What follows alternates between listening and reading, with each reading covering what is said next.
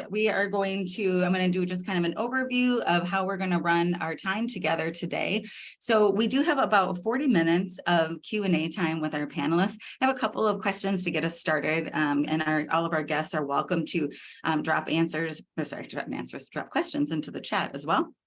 And if you have something that's very specific to one panelist, maybe regarding the company that they're with or their career trajectory as they've shared it, I invite you to save that question until the latter part of our time together, where we'll take the last 10 minutes and we'll put our speakers into breakout rooms.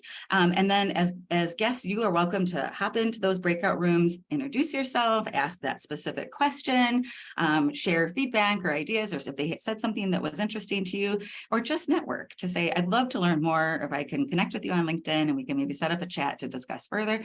And then we'll all come back right at the end to do our final thank you and goodbye. And that's it. No Minnesota goodbyes. We're out by one. So here are our guests that we have with us today. And so I've invited each of our 4 panelists to share, a 1 to 2 minute kind of overview of their career trajectory. And then they also are going to answer the question, what's their favorite place on the planet? And so again, all of us are going to get vacation ideas, as I now see that Michaela put in Santorini. Ooh, some good ones. Okay, so Courtney, why don't you give us an overview of you?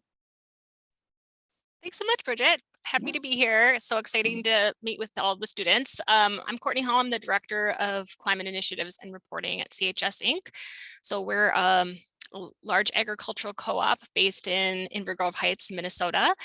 And I've been working on sustainability for about 15 years now, which is kind of crazy to say. I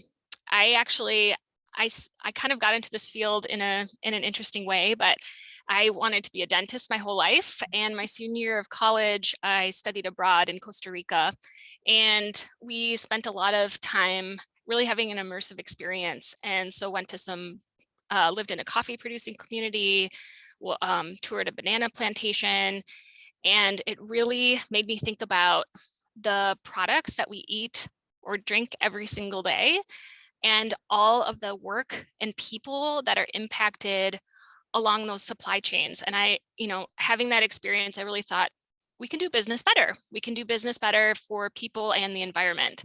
So didn't want to do dentistry anymore. Really got an awesome opportunity to work at Cargill in 2 different roles. One was in research and development, and then the next was in their corporate EHS department. So that was the early days of sustainability. So looking at sustainability metrics and goals across their enterprise, so their global enterprise, which is really exciting. And then I was hooked. I loved it. So I've had some really unique experiences working in this field for about 15 years, both on the technical side, like I mentioned, but also working and supporting customer engagement around sustainability with some of the large, brands out there like Walmart, McDonald's, Nestle, trying to understand what their sustainability commitments and how to develop projects and programs to support achieving those goals.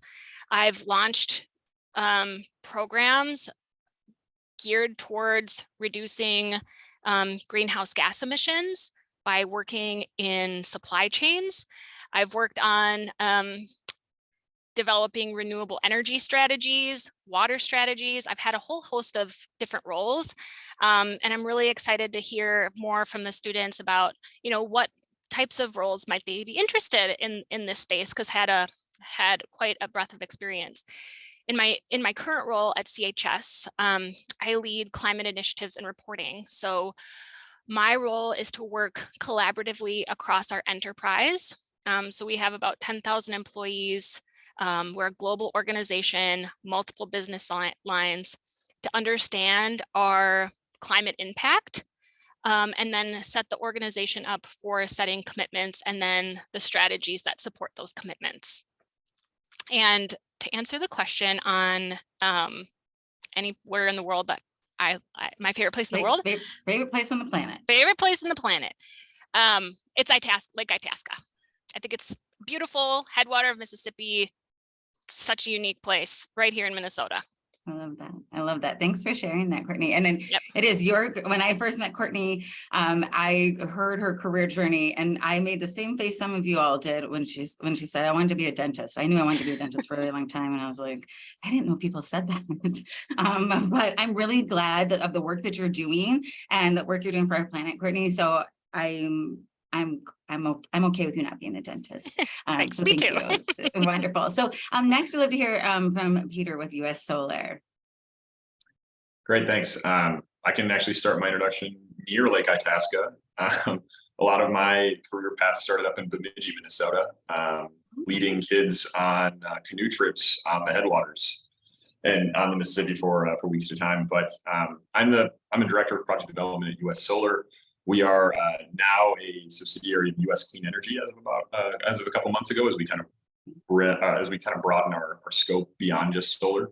But I ended up in this space partially because I was a German camp counselor in Bemidji, Minnesota, as part of the Concordia language villages.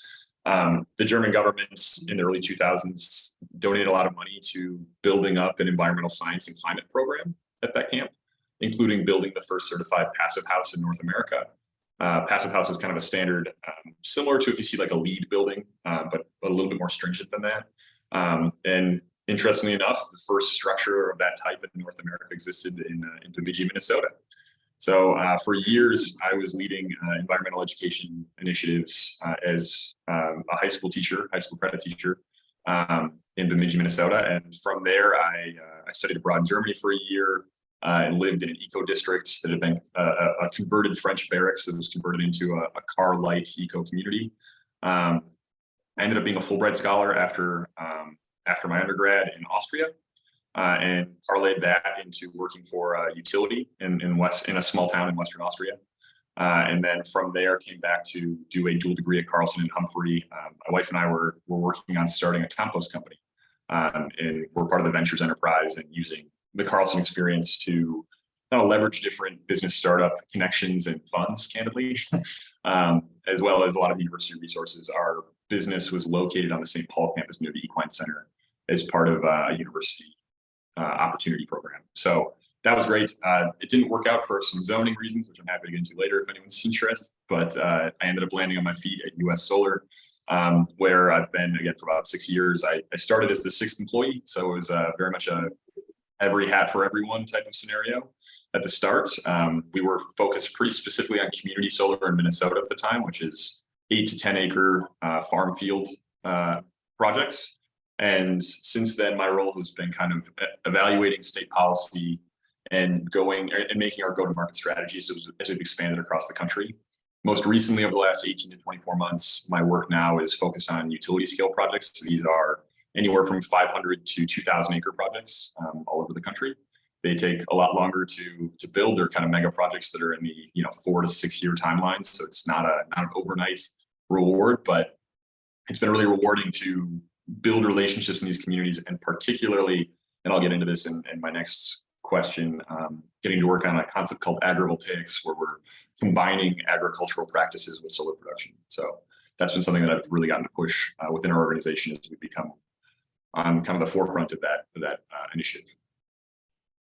Peter, I've written down so many things that you said. I have so many things I have to follow up on. So I'll see you all later. I need to go look up passive houses, what's going on with Germany. There's so many things you have done. I am fascinated. We're really excited to have you here. Thank you for being here. Okay, Dylan, new dad, Dylan. We're going to be quiet because the baby's sleeping, my friends. But Dylan, why don't you share a little bit about yourself? Yeah, so I'm a little bit more of a longtime listener, first-time caller. I've been in my current role at Deloitte for about 1.5 years. So anyone who's looking to transition into this field, I've recently done that. My undergrad is actually in theater. I spent about 6 years as a production manager for theater and opera companies in the Twin Cities. Moved into the MBA program at Carlson, and after that went to a role with the corporate development team at Deloitte, working on sort of special strategic initiatives around acquisitions and investments. About 1.5 years ago, this role, Deloitte started really ramping up its investments in its sustainability, climate equity practice. And was looking for some internal folks to help guide our own strategy with how we approach market and how we want to position ourselves to best help our clients. So that transition, I was able to parlay the work I'd done on the corporate development team into this work and bring that experience. And since then, just been drinking from the fire hose of sustainability and learning so much and far more to learn. But it's been great. I love that. Thank you so much, Dylan. And Dylan shared he's a new dad to a wonderful little one who's just joined the world. So I also, though, have realized we forgot to ask what your favorite place on the planet is. And then we will have to go back to Peter too. Sorry to get yours. I want to forget. And then we'll have to think about what the new baby's favorite spot is right now too. So Dylan, what's your favorite place on the planet? I grew up in Michigan's Upper Peninsula. Anything along Lake Superior it just feels like home to me. This is wonderful. I think this could all be like an advertisement for upper Midwest tourism. Okay, and Peter. For me, it's going to be the state of Tyrol in Austria. It's in the western part of the country, in the Alps. Right. Oh, there goes our endorsement. So thanks, Peter. Awesome. All is good. All is good. So thank you. And Dylan, I know that when we talked, in leading up to this, I was appreciative that you were like, yeah, this is an area of interest to me, but it's not a place that I've had a ton of experience. And I'm guessing a lot of our guests and the audience today can relate to that perhaps they're passionate about it, but don't necessarily feel maybe as confident about having all the experiences they need. But if there's anything I've learned from chatting with folks here today, it's that there's so much happening and developing that nobody is a subject matter expert. And if you are someone who is curious, this is a great space to get into because there's a lot to be learning and it's always evolving. So great. All right. And then and our newest addition is Paul, last but not least. So Paul, I'm going to need you to start. I'm going to have you start with what's your favorite place on the planet, because I know I'm going to forget to ask you. And then we'd love to hear a little bit about your career. Okay. Thanks. Thanks, Bridget. My favorite, there's a theme here, is Superior National Forest, northern Minnesota. Again, just so much to explore, and you can easily get remote, and you have a big lake right down the hill. There you go. Awesome. So my career is kind of interesting because I went to school for environmental science and then worked in environmental engineering consulting for a little while, but I had a passion for cycling, bike racing, bike commuting, and Quality Bicycle Products at the time was growing, and I knew there would be some opportunity to find a home there. So kind of reset my career, went back and started working in operations in the distribution center in Bloomington. That's where our headquarters are located. And I did many different roles, operations for a long time, managed our distribution center, our facility. We created a green team, so really trying to minimize waste. We were the first LEED certified building in Minnesota, add-on building. So that was kind of exciting to be on that project. So always dabbled a little bit in the sustainability area. Recently, I was our business manager for one of our bike brands, Surly Bikes. And so that brand, the team really wanted to have more sustainable packaging, paint finishes. So we were kind of driving that for the company. And then we did a restructure, and they wanted to create this product sustainability role. So they kind of said, well, would you like to do this? I said, sure, I'd love to do that. Mm-hmm. So it's kind of interesting career path, but just my knowledge of the whole business and the supply chain through managing one of our bike brands and working with our manufacturers really kind of dovetailed well. Awesome. Thank you. Thank you so much.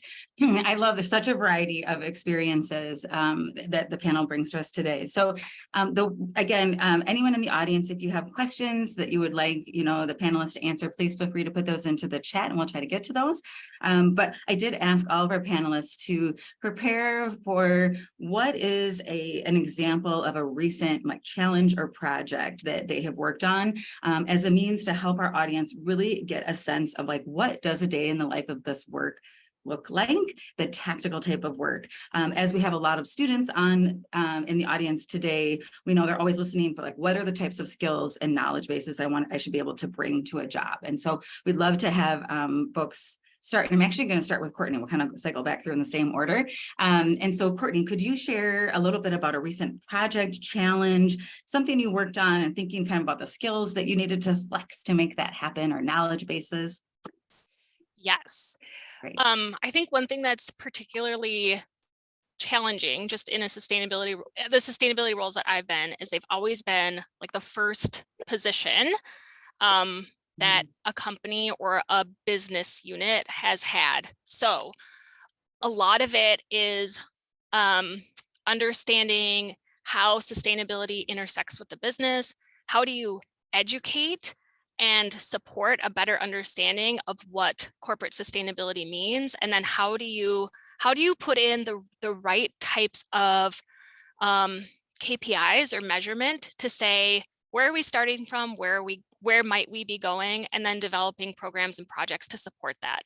So I think I'll talk about a project that I'm doing right now. So at CHS, we are starting to build our greenhouse gas inventory across our enterprise. We have some businesses within our portfolio that have been doing their greenhouse gas footprinting, but this is the first time from an enterprise level that we'll have this insight. So when I go to work every day, no day is ever the same. I have to be very flexible, adaptive. I'm constantly learning and listening and applying what I'm hearing to make projects go faster, farther, and do more.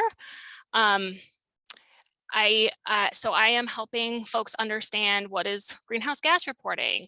What does our competitive benchmarking look like? What types of what types of protocols and processes are we going to follow? How do we develop internal mechanisms? And I'm meeting with, senior level leaders and also their team members every single day to help them understand what the implications for their role might be, and not to overburden the organization, because while sustainability is 100% of my job, it might only be 5% of someone else's that I'm calling on to move this initiative forward. Wow. I think, but when you started by saying you essentially have had to pioneer your roles where you've been, that in itself is its own story. But I really appreciate that some of those key skills I was hearing around, really building business cases, making sure you're able to track and measure results and the results that matter, and influencing and educating along the way, lots of rapport building, and teaching, what are greenhouse gas reporting, which that's a whole other panel for us to do. So next time. So Yep. Great. Okay. Well, Peter, how about you? Would love to hear about a recent project or engagement that you have worked on. Sure. I think a lot of the skills that Courtney just brought up bleed over into my story a lot. Majority of my career has been kind of pulling from those entrepreneurial or entrepreneurial depending skills of being comfortable with gray areas, being comfortable with not knowing everything. As I mentioned in kind of in my intro, a good chunk of my work has been taking a first step into a new market where you don't have every answer. But the kind of the direction I wanted to go with this answer was, again, coming back to this concept of agrivoltaics. As we've seen more solar build out nationally, perhaps a predictable response has been in certain communities kind of a pushback against too much solar, or it's too industrial. It is something that is an urban use, which that's not the answer I always find most challenging to work with. But so in response to that, we've been trying to develop a strategy of how can we develop our projects in a way that is more in line with agricultural communities and agricultural practices. Solar as it's developed back 10 years ago, it was very common underneath a solar array to just have gravel, for example. It's a very low maintenance way to do an installation. You're not worried about grasses growing up, plants growing up, but it does give it a very industrial feel. Gravel, barbed wire fence, not exactly the most welcoming of project types. As we've kind of developed as an industry, and with US Solar specifically, we've started looking at, well, what else can we put underneath arrays? What works from a sense where we're still making money on the energy side, because we are at home, at our core, we are making our money from producing renewable electricity. but what else can we do to get a better, fuller use of our land? In much of the way the CHS does that with some of its seed products. So we first kind of looked at, well, there's a lot of reporting coming out around the loss of prairie habitat here in the Midwest. A lot of our native prairie is gone, either for development or agricultural conversion, which makes a lot of sense. But a solar installation is something that's going to be around for 25 or 30 years and doesn't have that kind of development pressure on it in the same way. And you can certainly support that kind of habitat to create essentially privately financed conservation easements underneath a solar array. So for years, Minnesota has actually been a kind of a national leader in creating infrastructure for pollinator-friendly habitat here in the Midwest. So our sites, we first started finding out, well, what vendors can we use to get the right seed mixes in, and then from there we had, a community meeting where someone came up and said, "Hey, I'm a beekeeper. Would you mind if I keep my bees on your site?" The bees aren't going to bother the solar panels, and you can take advantage of the solar of the pollinator-friendly habitat underneath the array.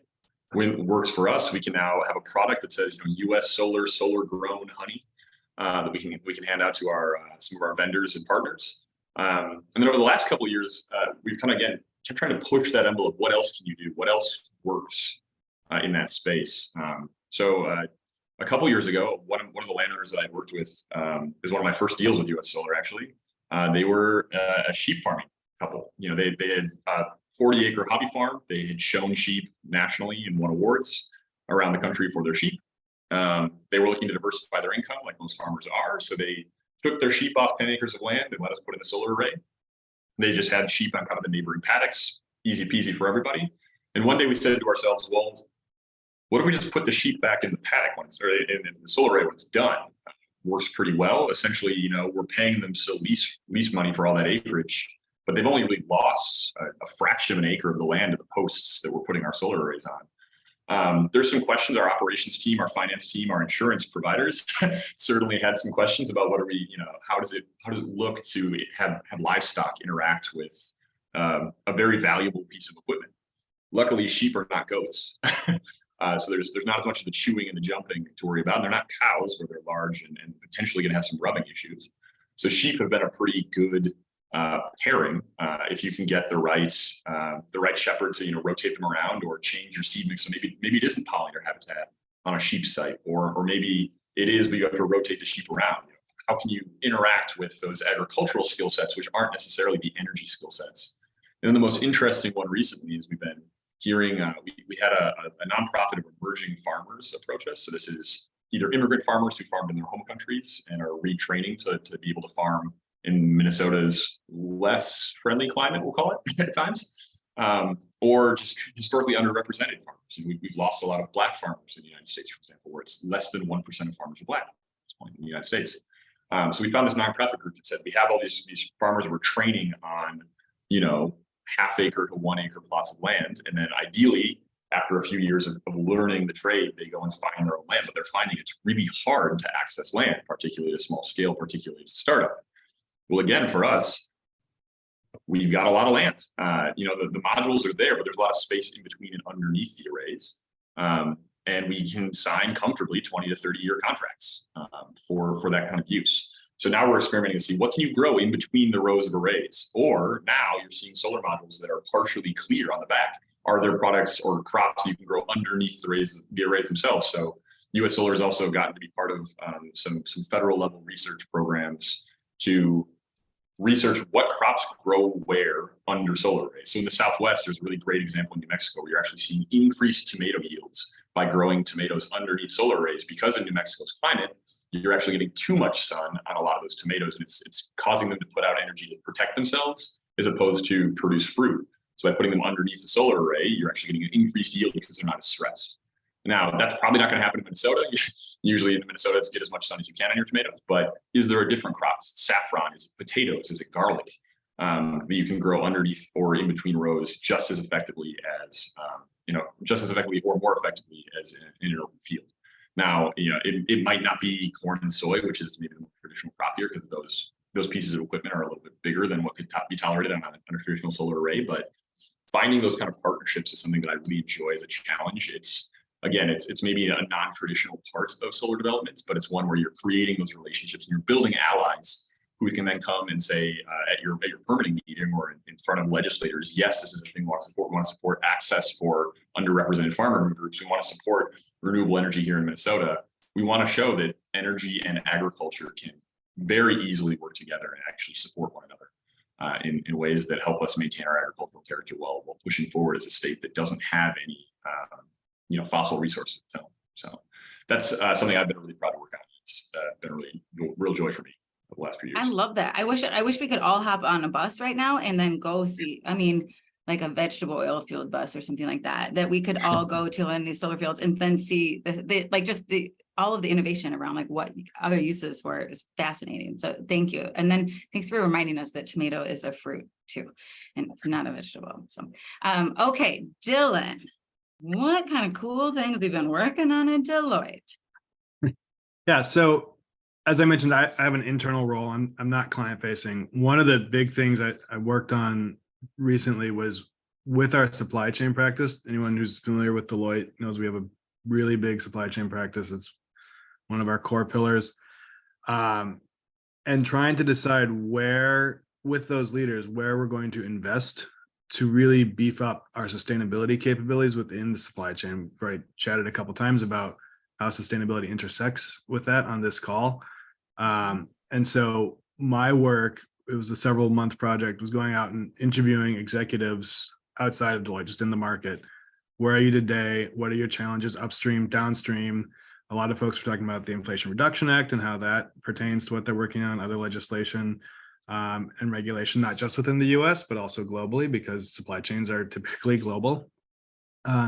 Distilling that down into a set of essentially actionable insights and bringing that back to the leaders in that practice and saying, look, X, Y, Z, these are the 3 places that people are concerned about today. Here's the things that people are going to be concerned about across the next several years.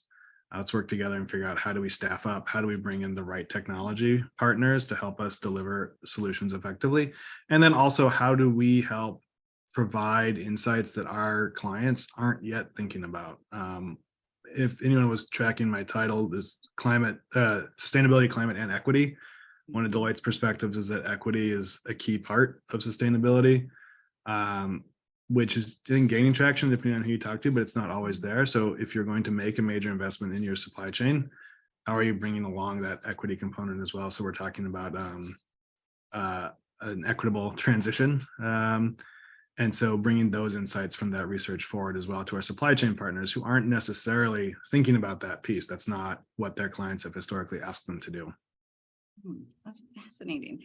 Is it too much to ask? Could you give an example of how equity shows up in this in a type of project or in the thinking that you are having to do for your job? Yeah, I think if you've tracked news around manufacturing in sort of the developing world, there's stories about factories with terrible conditions or wages that are essentially poverty wages. Companies don't necessarily know. If you've got a big complex supply chain, you don't necessarily know what's going on at your tertiary suppliers or beyond. But there's a risk factor, right? That doesn't stop someone from going into a factory and taking a picture of some horrible condition and putting it on social media. And so that sort of turns into the burning platform for these companies to say, hey guys, you actually have a lot of exposure here. And by the way, you can also do the right thing by cleaning this up. And that's where technology comes in. And that's a key thing that, that we've talked about internally is how do we help bring some tools to help companies gain better visibility into those supply chains and really understand what's happening and work to address it and work with their own partners to address it. Yeah, I love that. It reminds me way back to the beginning when Courtney was sharing her journey and initially saying, we can do better. Like I knew we could do better and I wanted to be part of that. And that's what that reminds me of is there are always ways that we could be doing better. And we know, and once we know better, we do better. So I love that. Thank you. Okay, Paul, we'd love to hear about a cool project. It's got to be cool. It's got to be a cool project that you worked on at Quality Bike Products in your cool facility there in Bloomington. Sure. One of the things that I've been looking at is end of life of bicycle products, what happens at the end of life. And so I kind of started out, I have my own assumptions, but we did a presentation with some of our retailers at an event. And at the end of it, I did a survey and essentially asked them, what are the products that you can easily recycle, and what are the products that are challenging to recycle? And also, it's important to ask, since we distribute it all over the US and the world, is like, what are those markets like? Every state has different rules, and it isn't always easy for people to get rid of product that we call recyclable. So that was kind of ensured that our assumptions on how should we be designing future packaging and product development. So the two areas that we really knew were challenging are carbon fiber parts, essentially usually go into landfills, and rubber and tires and inner tubes. And so kind of looking at those as a priority to how do we, one, develop a nationwide recycling program so we can actually recapture that material and put it back into new products. So networking within the industry, we're part of the Outdoor Industry Association and People for Bikes, which are national lobbying and industry partners, trying to figure out how do we solve this.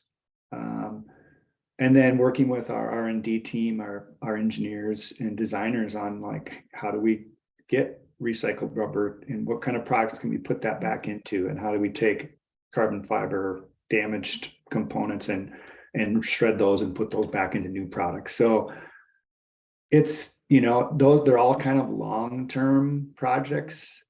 So they're not like you could get them done in a week or a month, but they kind of keep you busy because you still have all these opportunities to collaborate across the industry. We distribute most of the major brands in the United States. So we have connections with a lot of other bike brands in the United States. So, just trying to figure out how do we build those relationships and collaborate on some of these projects and then work across the industry. That's wonderful. That's wonderful. I am also going to ask if you would share about the cool packaging machine that you have. Sure. Yeah. So my job is primarily with our manufactured goods. We distribute a lot of different companies' products, but then we also manufacture our own, but we outsource that. But for our operations, our US operations, one of our biggest greenhouse gas contributors is the packaging materials that we use to ship our products to bike shops. So originally we had like 10 standard boxes, really long boxes for forks and handlebars, and round boxes for tires. But you had all this wasted space very often in these boxes because they're designed around the biggest products. So we partnered with our warehouse management system, and they have a containerization program. So essentially it looks at all the products that we're packaging into an order and tries to best fit them into the smallest box possible. And then we have this giant machine that has sheets of cardboard that it sends through, and it optimizes, it looks at how many boxes we need to make, and it tries to minimize waste, and it cuts and builds boxes based on the size of the order. And so, like you said, it really cut down not only the void fill, but our boxes shrunk significantly, less tape, less fill. And so we're seeing some really significant reductions in materials, but then also it's distribution. It's like now we have trailers that we load all our boxes into for FedEx, UPS, and we can fit way more packages in those. And then when they go out to deliver, they have less packages. So it's a pretty amazing project when you kind of like do something like that, the trickle down effect. It was awesome. And the coolest thing is it literally spits the box out. It like spits the cardboard out. It kind of goes, it's fun to watch it. But it's fascinating. It's fascinating technology. So I'm a nerd on that. Okay. So next question is kind of we've heard a lot already about the skills. I heard a lot of the skills and needing to, work across the industry, being able to kind of do those long-term projects. thought leadership, being able to communicate with executives, leaders, managing projects. I'm wondering if you can give, I'm going to just open it up. Any panelist is welcome to share and just wave when you want to answer. Is what would you see as being, specific types of skills or technical foundations that would be helpful? Like pretending like if you were going back to school, what would be some things you'd want to make sure that you learned, because these are really strong trends you're seeing in the industry. So we want to help our candidates be as competitive as possible for roles in sustainability. So any suggestions you would have on that?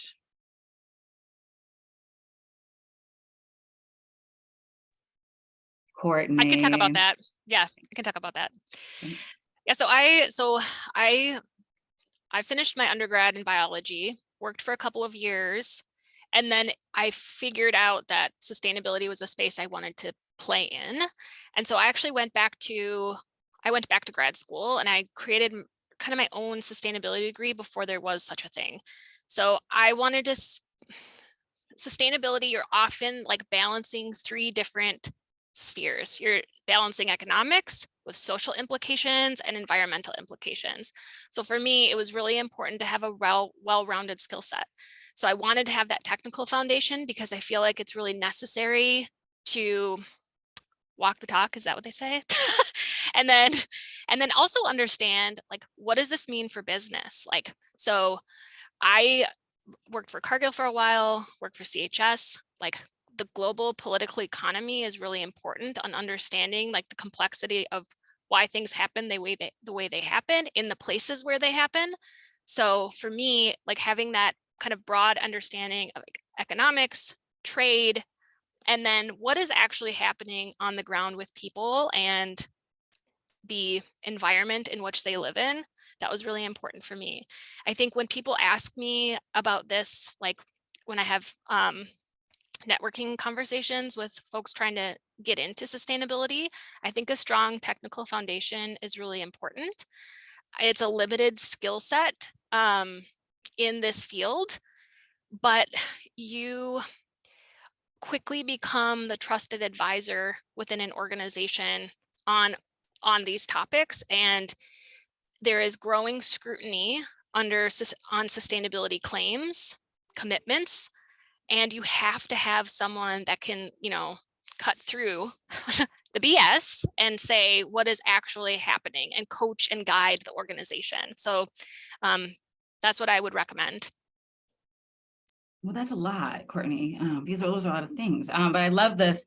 I love thinking about, being mindful of what's happening, with the economic trends, trade on the ground. I think that's very thoughtful. And also thinking about like what Dylan was saying around making sure that there is an equity component and that the people that are doing the work in different countries are getting the best experience, employee experience and conditions. But I really appreciate what you said about you quickly become the trusted advisor and you need to have your credibility, never in question in the organization because they're looking to you.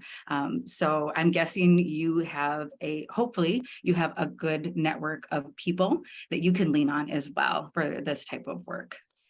Absolutely. I think one thing that I've learned quickly is that you can never be the expert on all things sustainability. So networking internally is critical, and you're going to have people in supply chain, product development, government affairs throughout the organization that knows things much more deeply than you do. And it's making those connections across the organization, building that understanding, and then putting a plan forward. Right. It's because from what I'm hearing from all of our panelists, the sustainability has to be woven in to the fabric of the organization. It's not just in one department.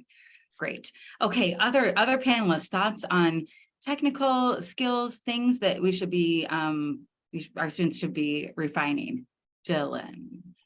Well, I was going to sort of build on what Courtney was saying in kind of an interim step. Like if you're not in a sustainability role, and Courtney just named this, like so many different functions have a sustainability component, right? So if you're in a supply chain role, you don't need sustainability in your title to go out and educate yourself and be able to interact and move the needle. And so you don't have to learn everything all at once.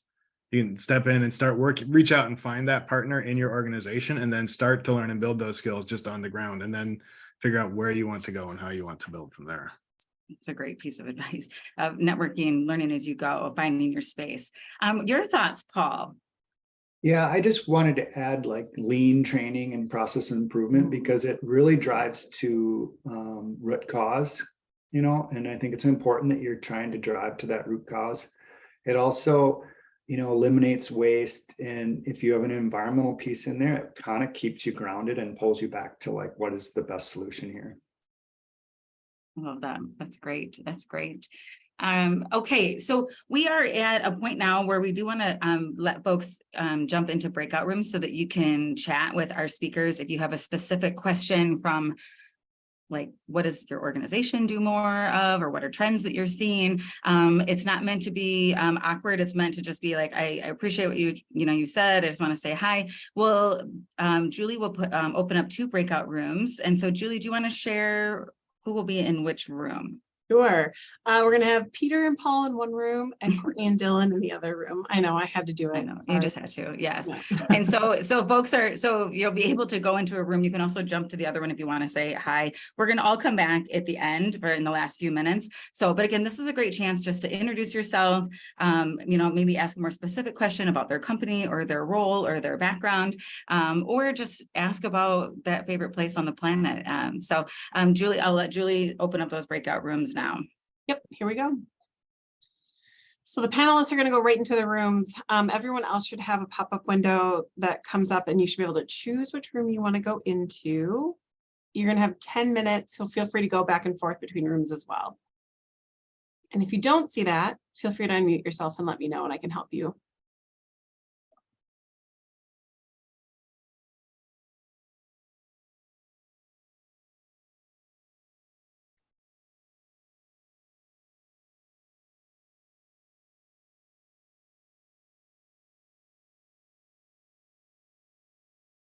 Henry and Abby, if you have any questions or need any help getting into a room, just let me know.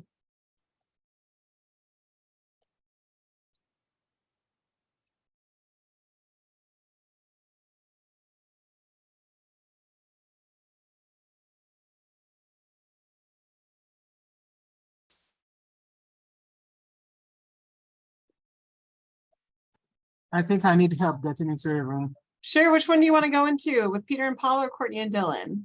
Paul. Okay, one moment. Go. This is a good panel, guys. It's Coming to you where live from are- Afro Deli. Oh, look at that. I love it. Coach Will out on the streets. Are you doing street side coaching? Is that what you're I doing? should. Have everyone back now. Wonderful. Wonderful. Thank you, everybody. Do we have a, yes. And we know folks, this is when folks have to typically jump off because they're like, I got to boogie to my next thing. So what we invite is for our guests and our panelists, anyone who's on this today, we would love to have you share in the chat, a takeaway or a theme that really resonated with you today, something you didn't know before you came in today, like tomatoes are fruit. It is, a learning, something is really helpful for us. So if you would just want to put something in the chat of, like, I really appreciated learning about this, or I feel smarter because of this, or I feel like anything that a couple of skills that you think you've learned to be able to highlight as you go into a sustainability space. We'd love to just see folks answer or put that in the chat. It's always helpful for our panelists and for us. Yeah, Julie, solar and sheep are compatible, but let's not do the goats.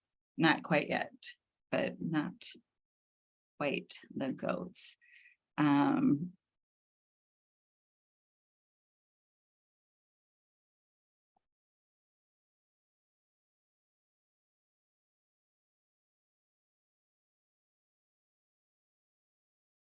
Love this. So doing good for the world doesn't mean a pay cut. Yes. Artificial intelligence is real. That is there's something we can be doing. That's an interesting component too. Sustainability, first person hired. So we had to the entrepreneurial mindset. Yes, this is great. So as always, we encourage and invite you to reach out to our panelists on LinkedIn with any questions, or if you want to chat more with them, have an informational conversation, please do so. We'd love to keep those relationships going. These are all, alum or friends of Carlson. And so, and as folks know, we don't do Minnesota goodbyes with our panels. We invite everyone, including our panelists, who I will follow up with you via email. We invite everyone to share a reaction or emoji and then click the red button and leave the meeting. So you get to have a graphic goodbye. We have appreciated your questions and your participation today. Once you share your reaction, thank you, Jessica. You're welcome to leave in a very respectful way. Thank you, Abby. Thank you. We're excited to see other reactions. Carter, thank you so much. Abby, love that. Kylie, I was going to put such cute ones. Kylie, thank you so much. Thanks to our panelists. Thank you. Absolutely. Thank you so much, panelists. Oh, thank you. Oh, good camping one. Gosh, that's a good one. That's a good one. Yes. So any, Pat, what's yours going to be? This is too much pressure, Bridget. Yeah, it's just us now. You're fine. I'm like, oh man.